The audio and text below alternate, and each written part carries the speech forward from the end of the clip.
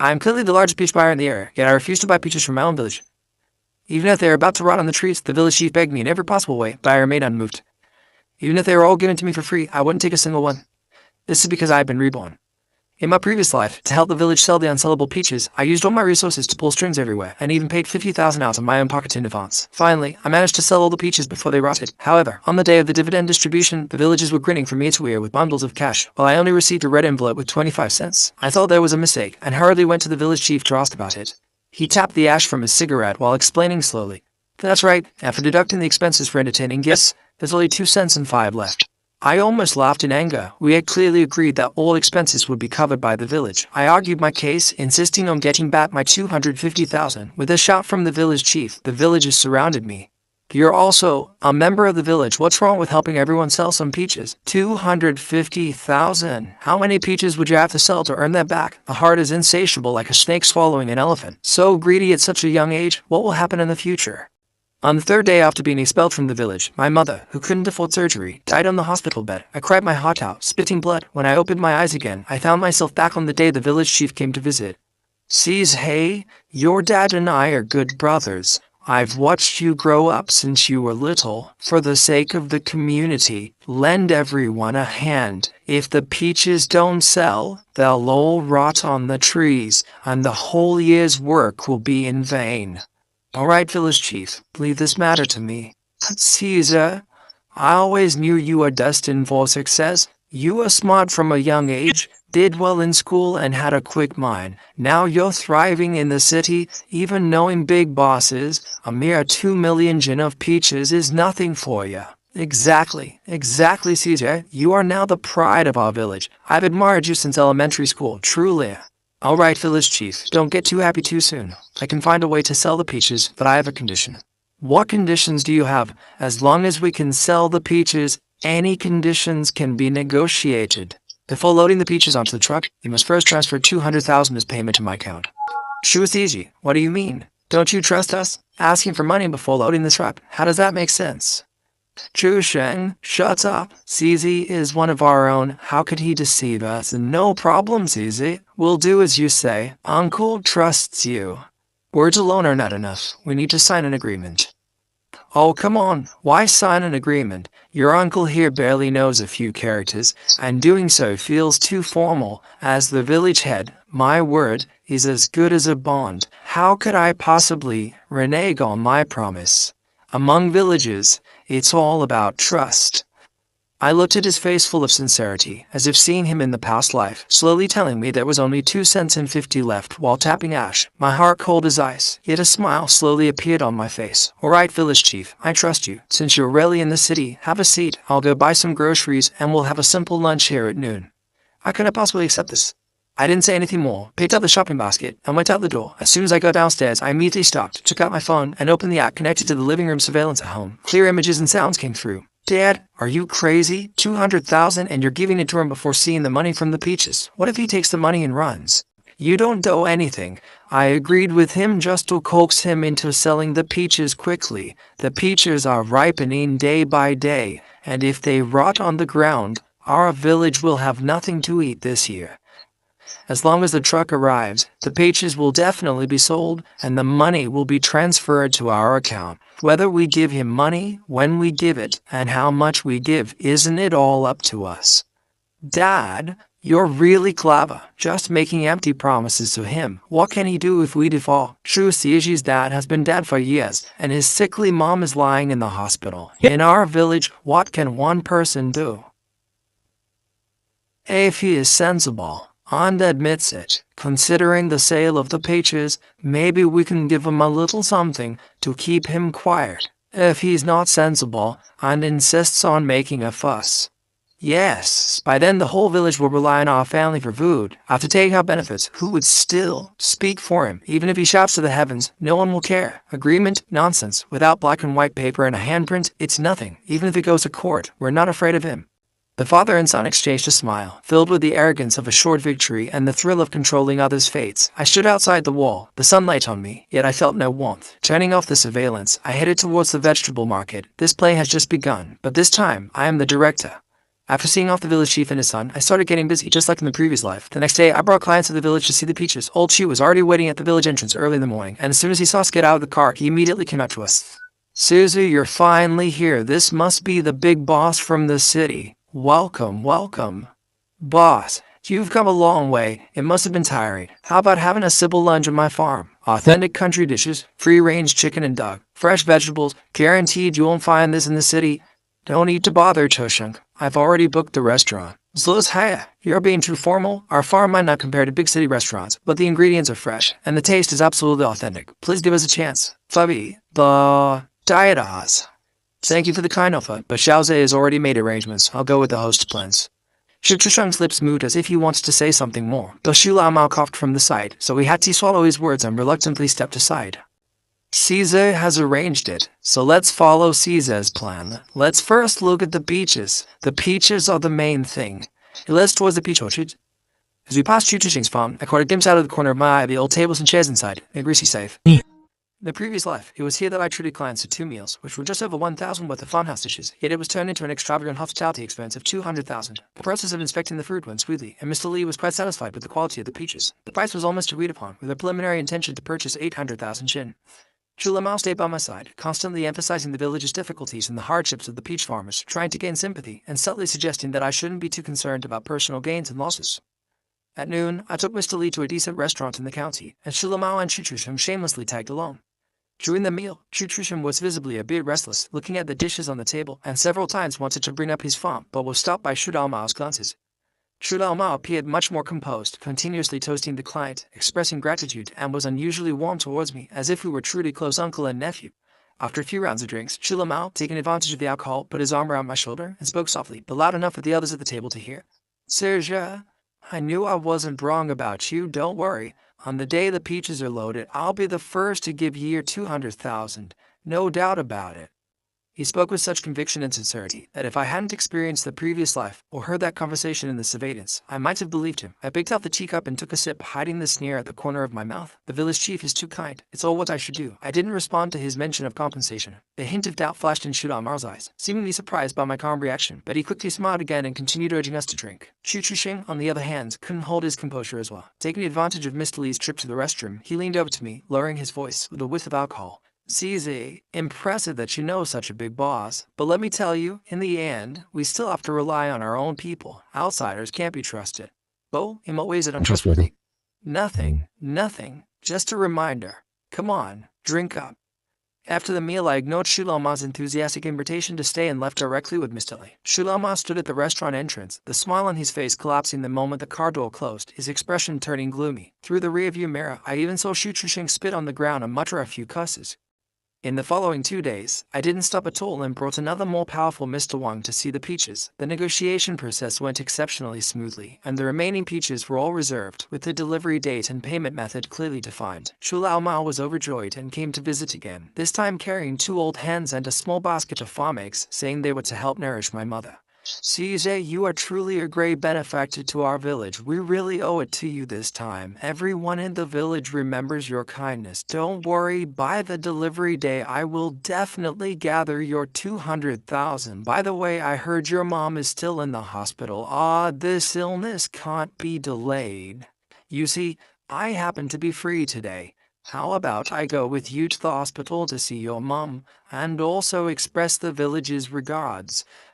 Looking at his hypocritical face, I sneered inwardly. In the past life, I knelt on the ground, begging them not for the 200,000 reward, but just to return the 50,000 I had advanced, so my mom could have money for surgery. At that time, Shu Lao Mao had a helpless expression, while Shu Chusheng and several villagers surrounded me, and that word still stabbed my heart like a knife. Juice eyes, your mom's illness is a bottomless pit. No matter how much money you throw in, it's like pouring water into a sieve.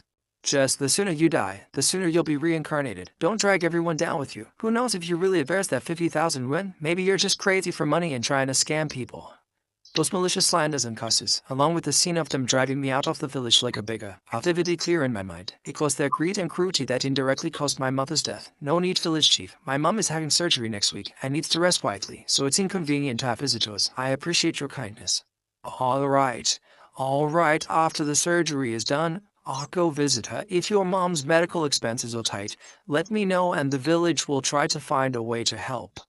I was too lazy to continue pretending with him, so I made a few perfunctory remarks and saw him out. Soon the delivery day arrived, and over 20 large trucks filled the village road, engines roaring, dust flying. The peaches from each household were already sorted and neatly stacked by the roadside. The villagers' faces were filled with long-awaited smiles as they gathered in small groups, excitedly discussing the income they were about to receive. According to the usual practice, after the peaches are loaded and weighed, the buyer will settle the payment on the spot. Shu Lao stood at the most prominent spot at the village entrance, beaming, ready to signal the start of loading. I blocked his way. "Village chief, where's my 200,000? The voice wasn't loud, yet it was like a stone thrown into boiling oil. The surrounding noise quieted down a bit. The smile on Shu Lao's face froze, and he rubbed his hands together, putting on his usual simple and honest smile. "Caesar, why are you in such a hurry? The village accountant went to the bank early this morning, and the money is probably on its way and will arrive soon. Let's load the trucks first and not waste the boss's time." No, it was already agreed before that the trucks would be loaded after the money is received. "Shu Caesar, what do you mean? Are you deliberately causing trouble? The peaches are picked, the truck is here, and you're holding it up. Can you afford the losses?" The surrounding villagers also began to stir, buzzing with discussions, their gazes towards me filled with dissatisfaction and anxiety. "Shu Caesar, you can't do this. Sell the peaches first and then talk." "Exactly, the money isn't going anywhere. But 200,000 as McCrary to my account. Don't think about loading the truck." The drivers were happy to relax, turning up their engines, jumping out of the trucks to lean against the doors, either smoking or chatting, watching this rural farce with great interest. Chu Chusheng, seeing that I wouldn't give in, couldn't hold back his anger any longer, and started cursing at me, pointing at my nose. "Shusei, don't be shameless when given respect. Do you really think you're something? The world doesn't stop turning without you." "Village chief, did you say the accountant's at the bank?" "Yes, the rural commercial bank. It's being processed. The money will arrive soon. Let everyone load the trucks first. You won't be shortchanged." I noted. Just when everyone thought I was being a compromise, I slowly took out my phone. Then we called a friend at the bank and asked about a 200,000 cross-bank transfer. How long it would take to arrive at this time. "Bosses. What call are you making? Are you trying to stir up trouble on purpose? Are you afraid to let me make this call because the bank isn't open? Or because she never sent the accountant at all?" The scene instantly quieted down, and many villagers looked at me, then at the village chief and his son, whose faces were ashen, with doubt in their eyes. "You talking nonsense?" "Shu Ciji, I see you're refusing a toast only to drink a forfeit. To tell you the truth, there's not a penny for you, and the peaches must be loaded today. Who do you think you are? Without you, we can still eat hairy pigs. The boss's cars are all here. They won't just watch the peaches rot and leave empty-handed." "Shoe size, you ungrateful bastard. The village raised you, and you asked for money just to help a bit. Do you have any conscience? Everyone, look at this ungrateful person, willing to cut off the livelihood of our entire village for their own money.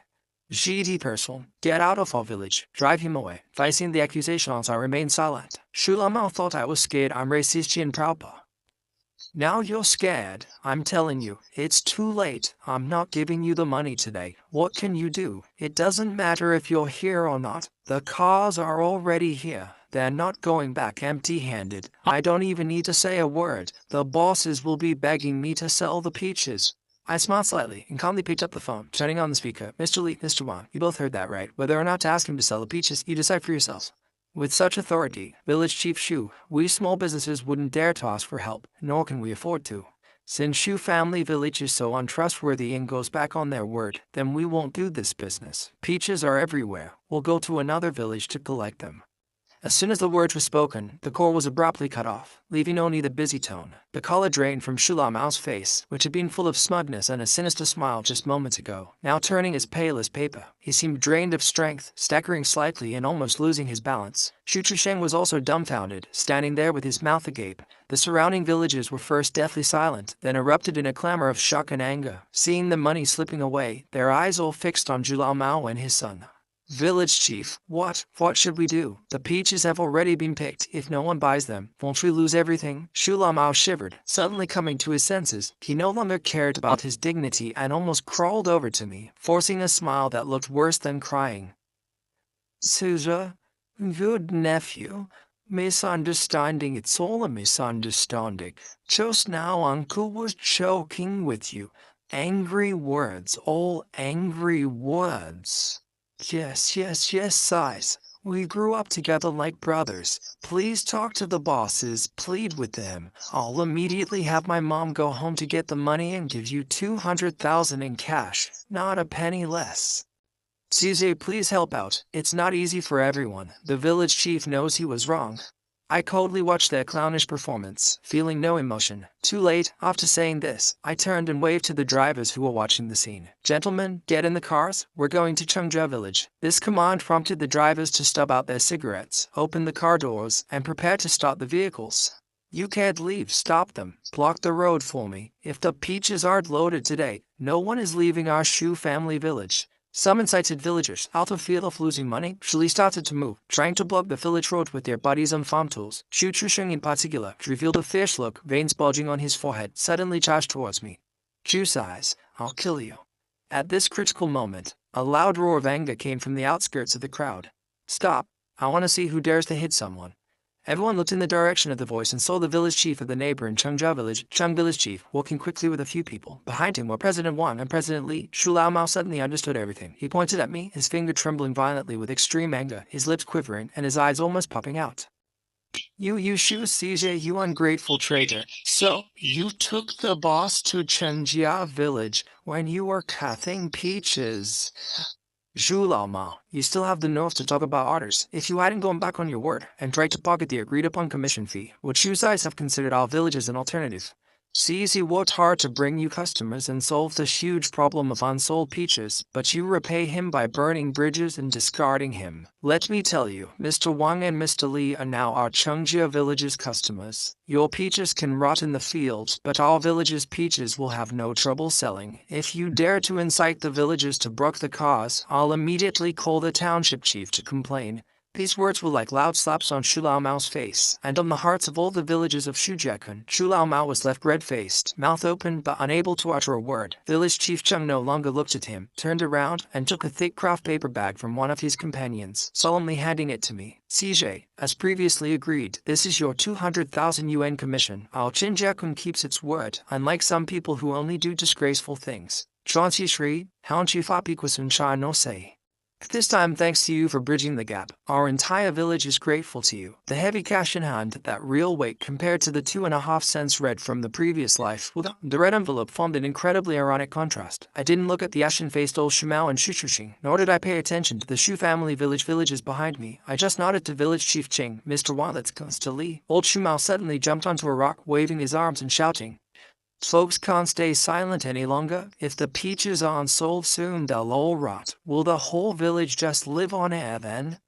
Upon hearing his incitement, the villagers tightened their grip on their hosts, blocking the village road firmly, and the atmosphere became tense again. I calmly stepped forward, looking around at the restless crowd. Fellow villagers, I want to ask you a question. What purchase price did Shu Laomao promise you? 2 yuan. I smiled and took out a contract from my bag, but the purchase price offered by Mr. Wang and Mr. Li is 3 yuan and 50 cents. 3 yuan and 50 cents, 1 yuan and 50 cents short, 2 million jin is 3 million. Could all this money have gone into the village chief's pocket? Shu Suzy, stop talking nonsense. Am I talking nonsense? Everyone can look at this official contract and know, and Mr. Li and Mr. Wang can also testify. Additionally, I had someone investigate, and in the past 5 years, Shu Laomao has been manipulating the price difference every year, pocketing the money from selling peaches. Although it wasn't as excessive as this year, he still made a lot of money. Don't listen to his nonsense. Shu Ciji is trying to sow discord. He resents me for not giving him money, and is deliberately making up lies to harm me. You're talking nonsense. Do you have any evidence? Calmly, I took out a few more documents from my bag. In 2019, the market purchase price was 1 yuan and 8 xiao. You reported 1 yuan and 6 xiao to the villagers. In 2020, the market purchase price was 2 yuan. You reported 1 yuan and 7 xiao. In 2021, the market purchase price was 1 yuan and 9 xiao. You reported 1 yuan and 4 xiao. As for the seaside house you secretly bought in Hainan, do I need to mention the community name and house number? It's in the Golden Coast community of Sinabe. Shu Trishan was suddenly silent, as if his throat was grabbed. A tall, thin villager suddenly stood up. He was one of the few high school graduates in the village, and he spoke with a trembling voice. Last year, I went to Hainan to work and saw Trishan there. What Shu Sije said is probably true. I see. Last year the village chief's wife suddenly bought a new car and claimed it was won in a lottery, but it turns out it was all our hard-earned money. Anger spread like wildfire. The villagers who were previously holding knives and hoes against me now turned around and surrounded the Shu father and son. Old Shu, you must explain clearly today. Return the money, give back our hard-earned money. No wonder you insisted on being the village chief and suggested selling all the village's peaches together. It turns out it was to line your own pockets. Old Shu was pushed and jostled until he couldn't stand steadily. Shu Chusheng tried to protect his father but was shoved aside by the crowd. Someone threw the first punch, hitting Shu Chusheng in the face. He screamed in pain as blood gushed from his nose. Beat these two black-hearted ones to death. The children's tuition fees were embezzled by them. My mother fell ill last year and couldn't afford treatment because they drove the prices down. The scene was completely out of control. Years of pent-up resentment erupted at this moment. The village's eyes were red, and fists and kicks rained down. Shu Mao crouched on the ground with his head in his hands, his clothes torn, and several blood marks on his face. He shouted hoarsely, "Stop hitting, I'll refund the money, I'll give it all back to you." I go there fast and got in the car with village chief Cheng and others. Mr. Wang patted my shoulder, his tone somewhat emotional. "Zelda, to be honest, when you insisted that we also take a look at the peaches from Chengjiar village, I thought it was unnecessary. Now I finally understand your clever move. The first time I went to Shu's village, I saw that old Shu had shifty eyes, and his son had an arrogant look, so I knew these two were not honest people. Fox have proven this to be true. Caesar, rest assured, this time you've helped our Chengjiao village a lot. If Shu Mao dares to trouble you in the future, our whole village won't agree to it."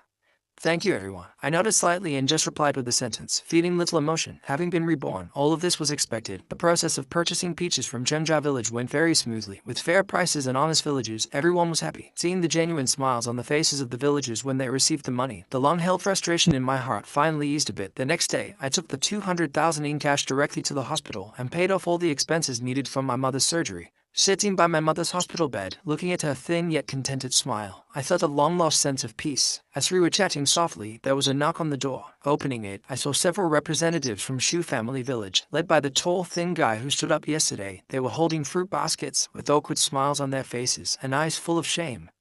"Caesar, we are here to apologize today. We were confused before, listened to Shu Mao's nonsense, misunderstood you, and said many unpleasant things to you. We're sorry, really sorry. After you left yesterday, everyone was so angry that they beat those two heartless father and son until they were hospitalized. We even went to the township overnight to file a complaint and exposed all their misdeeds." I sat on the chair, listening coldly, without saying a word. These confessions and self-praises sounded weak to me. If they wanted their wits' end, they wouldn't be acting like this now. Seeing that I was unmoved, a look of anxiety appeared on their faces, and the tall, thin one finally revealed their true intentions.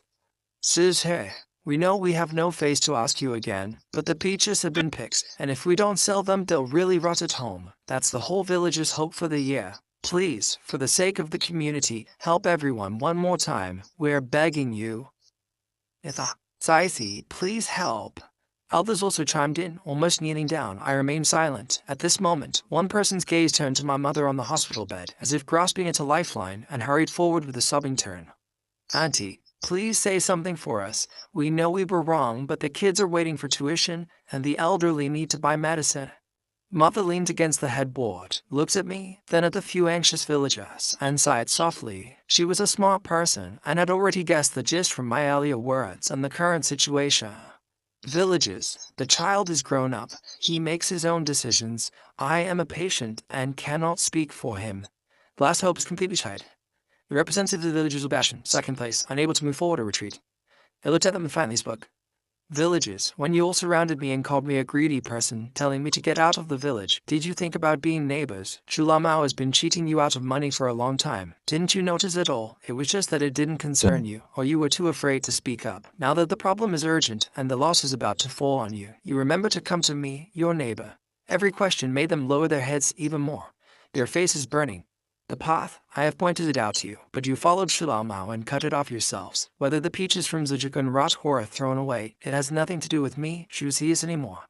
A few words were like the final verdict, leaving them speechless and deeply ashamed. The tall, thin one opened his mouth, wanting to say something, but in the end, he couldn't say anything. He just pulled the others along and left the hospital room dejectedly. Their footsteps sounded particularly heavy in the empty corridor. It's all in the past. My mother's surgery was very successful, and after a period of observation and recovery in the hospital, I took her home.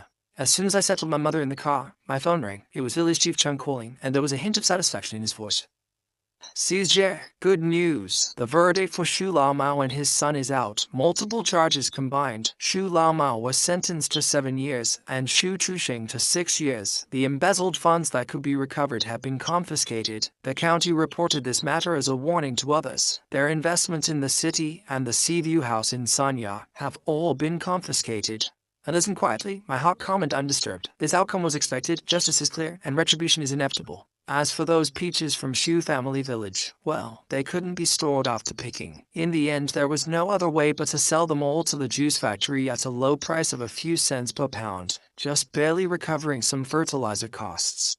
Oh, yes, I understand. Thank you, Uncle Chen, for informing me. The rise and fall of Shu Family Village was destined from the moment that father and son chose greed and betrayal. After my mother was discharged from the hospital, the burden on my shoulders seemed to lighten, and life returned to normal. But the trajectory of my life had completely changed. With the appreciation and help of Mr. Wang and Mr. Li, I used the connections and resources I had accumulated before to establish an agricultural e-commerce company. I deeply understand the principle of integrity. From product selection to sales, every step of the company is strictly controlled, and its reputation gradually built up. Coupled with the trend of e-commerce supporting agriculture, the business grew larger, not only selling local specialties, but also expanding to high-quality agricultural products nationwide. In just a few years, the company grew from an initial team of 3 to 5 people to a team of over 100, gaining some fame in the industry. I stand in front of the floor-to-ceiling window, looking at the beautiful future that belongs only to me.